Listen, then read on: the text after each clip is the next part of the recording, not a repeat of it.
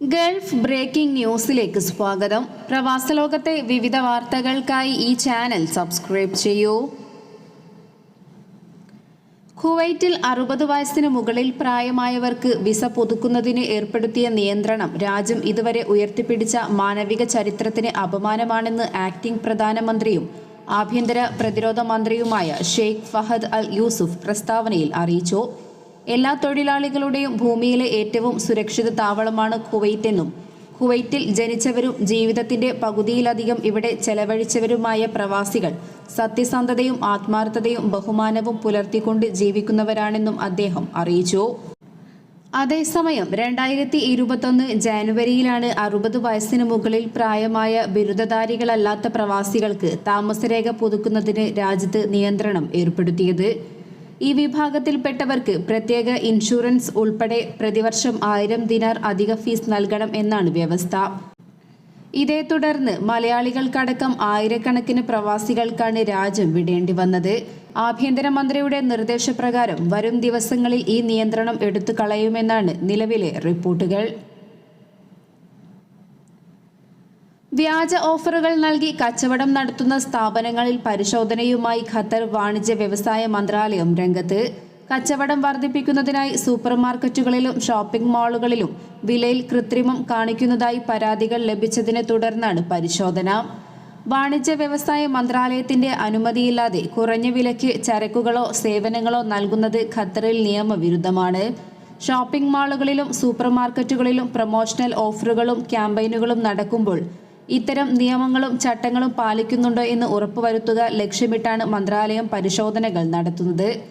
ഉൽപ്പന്നങ്ങളുടെ ഗുണമേന്മയും പ്രൊമോഷണൽ ഓഫറുകൾ പ്രഖ്യാപിക്കുന്നതിന് മുമ്പ് അനുമതി വാങ്ങിയിട്ടുണ്ടോ എന്നും പരിശോധിക്കും. സൂപ്പർമാർക്കറ്റുകളും ഷോപ്പിംഗ് മാളുകളും നടത്തുന്ന പ്രൊമോഷനുകളിൽ വിലയിൽ കൃത്രിമം നടക്കുന്നുവെന്ന് ഉപഭോക്താക്കളിൽ നിന്നും പരാതി ലഭിച്ചതായും മന്ത്രാലയം വ്യക്തമാക്കി. 2030 രാജ്യത്തെ ഭക്ഷണമാലിന്യം പകുതിയാക്കി കുറയ്ക്കാനുള്ള പ്രവർത്തനങ്ങൾക്ക് UAE തുടക്കം കുറിച്ചു. UAEയിൽ വർഷത്തിൽ 600 കോടി ദിർഹത്തിന്റെ ഭക്ഷണം പാഴാക്കുന്നുണ്ടെന്ന റിപ്പോർട്ടിന്റെ അടിസ്ഥാനത്തിലാണ് നടപടി ഊർജിതമാക്കിയത്. സുസ്ഥിര ഭാവി കെട്ടിപ്പടുക്കുകയാണ് ഇതിലൂടെ ലക്ഷ്യം വെക്കുന്നത്. റെസ്റ്റോറന്റുകൾ മുതൽ വീടുകളിൽ വരെ കൂടുതൽ ഉത്തരവാദിത്തത്തോടെ ഭക്ഷ്യോൽപ്പന്നങ്ങൾ കൈകാര്യം ചെയ്യുകയും ഉപയോഗിക്കുകയും വേണമെന്നാണ് പൊതുജനങ്ങളെ ബോധവൽക്കരിക്കുന്നത്. ഭക്ഷണം പാഴാക്കുന്നതും ഭക്ഷണ മാലിന്യങ്ങൾ കുറയ്ക്കുന്നതിനും നേതൃത്വം നൽകുന്ന സമിതി നിയമയുടെ നേതൃത്വത്തിൽ നടക്കുന്ന ബോധവൽക്കരണവുമായി അബുദാബി നിക്ഷേപ കമ്പനിയായ ADQവും മാലിന്യ നിർമ്മാർജ്ജന വിഭാഗമായ തദ്വീറും സഹകരിക്കുന്നുണ്ട്. ഭക്ഷണത്തിൽ മിതവ്യയം പാലിക്കേണ്ടതിന്റെ സംസ്കാരം ജനങ്ങളിൽ വളർത്തിയെടുക്കും. അതേസമയം മിച്ചം വരുന്ന ഭക്ഷണം ശേഖരിച്ച് ആവശ്യക്കാർക്ക് വിതരണം ചെയ്തു വരുന്ന റീപ്ലേറ്റ് പദ്ധതിയിലൂടെ ടൺ കണക്കിന് ഭക്ഷണം പാഴാക്കുന്നത് തടയാനും മാലിന്യവും പരിസ്ഥിതി മലിനീകരണവും കുറയ്ക്കാനും സാധിച്ചു.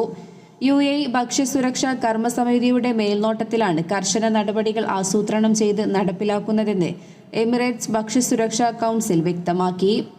പ്രാദേശിക ഫെഡറൽ തലങ്ങളിൽ കാർഷിക ഭക്ഷ്യഡേറ്റ തയ്യാറാക്കുക, ഭക്ഷണം പാഴാക്കുന്നത് തടയുന്നതിന് ഏകീകൃത സംവിധാനം സ്ഥാപിക്കുക, കാർഷിക പദ്ധതികൾക്ക് കാലോചിത പിന്തുണ നൽകുക, ഭക്ഷ്യ ഇറക്കുമതി നിയന്ത്രിക്കുക, പ്രാദേശിക കാർഷിക ഉൽപ്പന്നങ്ങൾ വാങ്ങാൻ പ്രോത്സാഹിപ്പിക്കുക, പ്രാദേശിക ഉൽപ്പന്നങ്ങളുടെ മത്സരക്ഷമത തടസ്സപ്പെടുത്തുന്ന മറ്റ് പ്രൊമോഷനുകൾ നിയന്ത്രിക്കുക എന്നിവയാണ് പ്രധാന നിർദ്ദേശങ്ങൾ.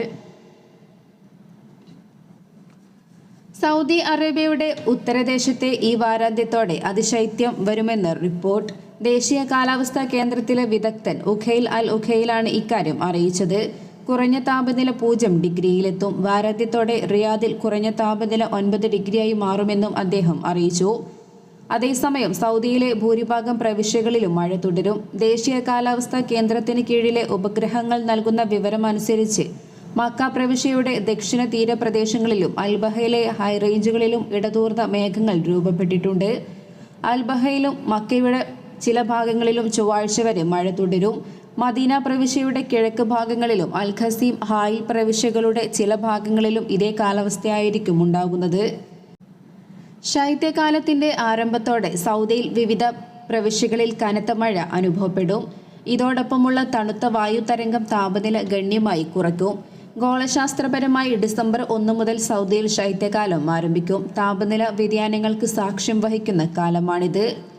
അടുത്ത തിങ്കൾ രാത്രി മുതൽ ചൊവ്വ പുലർച്ചെ വരെയുള്ള സമയത്ത് തബൂക്ക് ഉത്തര അതിർത്തി പ്രവിശ്യ, അൽജൗഫ്, ഹായിൽ കിഴക്കൻ പ്രവിശ്യയുടെ വടക്ക് ഭാഗങ്ങൾ എന്നിവിടങ്ങളിൽ താപനില കുറയും. കുറഞ്ഞ താപനില 1 ഡിഗ്രി സെൽഷ്യസ് മുതൽ 5 ഡിഗ്രി വരെയായിരിക്കും.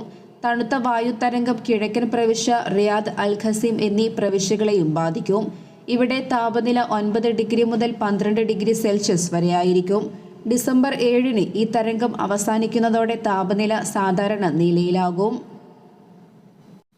കുവൈറ്റിൽ പ്രവാസി ജീവനക്കാർക്കും സംരംഭകർക്കും ഏറെ പ്രയോജനകരമായ തീരുമാനവുമായി അധികൃതർ. രാജ്യത്തെ ചെറുകിട ഇടത്തരം വ്യവസായ സംരംഭങ്ങളിൽ ജോലി ചെയ്യുന്ന പ്രവാസി ജീവനക്കാർക്ക് 1 വർഷത്തിനു ശേഷം മറ്റൊരു സംരംഭത്തിലേക്ക് വിസ മാറ്റം അനുവദിക്കുന്ന പുതിയ തീരുമാനം കൈക്കൊണ്ടതോടെയാണിത്. ചെറുകിട ഇടത്തരം വ്യവസായ മേഖലയിലെ തൊഴിലാളികളുടെ കൈമാറ്റം സംബന്ധിച്ച നിയന്ത്രണങ്ങളിൽ കാര്യമായ മാറ്റം വരുത്തുമെന്ന് പബ്ലിക് അതോറിറ്റി ഫോർ മാൻപവർ പ്രഖ്യാപിച്ചു.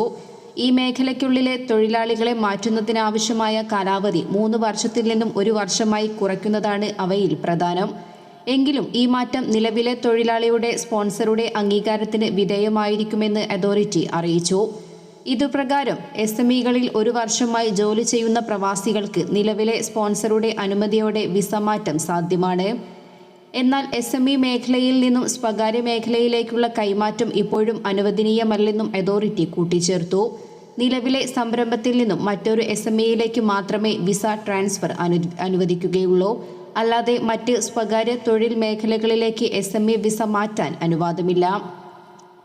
നിയന്ത്രണങ്ങൾ കൃത്യമായി പാലിക്കാതെ സെക്ടറുകൾക്കിടയിൽ തൊഴിലാളികൾ മാറുന്നത് തടയാനാണ് ഇക്കാര്യത്തിൽ വ്യക്തത വരുത്തിയിരിക്കുന്നതെന്നും അതോറിറ്റി കൂട്ടിച്ചേർത്തു. ചെറുകിട ഇടത്തരം ബിസിനസ്സുകൾ നേരിടുന്ന വെല്ലുവിളികൾ പരിഹരിക്കുന്നതിനാണ് വിസ ട്രാൻസ്ഫർ നിയന്ത്രണങ്ങളിൽ ഇത്തരമൊരു ഇളവ് പ്രഖ്യാപിച്ചതെന്നാണ് വിലയിരുത്തൽ. SME പ്രോജക്റ്റുകൾ കുറവായതിനാലോ അവരുടെ തൊഴിലാളികളെ പൂർണ്ണമായി വിനിയോഗിക്കാനുള്ള കഴിവില്ലായ്മ മൂലമോ പല സംരംഭങ്ങളും ബുദ്ധിമുട്ടുകൾ അനുഭവിക്കുന്നുണ്ട്. ട്രാൻസ്ഫർ കാലയളവ് 3-ൽ നിന്നും 1 വർഷമാക്കി ചുരുക്കിയതോടെ ബിസിനസ്സുകൾക്ക് തങ്ങളുടെ ജീവനക്കാരെ ആവശ്യത്തിനനുസരിച്ച് കൂട്ടുകയോ കുറയ്ക്കുകയോ ചെയ്യാൻ സൗകര്യം നൽകും. ഇത് ബിസിനസ്സുകളുടെ ഉൽപ്പാദനക്ഷമത മെച്ചപ്പെടുത്തുമെന്നും അധികൃതർ വ്യക്തമാക്കി. കമ്പനികൾക്ക് ഇപ്പോൾ ഈ മേഖലയ്ക്കുള്ളിലെ വ്യത്യസ്ത റോളുകളിലേക്ക് തൊഴിലാളികളെ മാറ്റാൻ സാധിക്കും. മാറിക്കൊണ്ടിരിക്കുന്ന വിപണി സാഹചര്യങ്ങളോടും തൊഴിൽ ആവശ്യങ്ങളോടും പൊരുത്തപ്പെടാൻ ബിസിനസ്സുകളെ പ്രാപ്തമാക്കുമെന്നും മാൻപവർ അതോറിറ്റി അഭിപ്രായപ്പെട്ടു.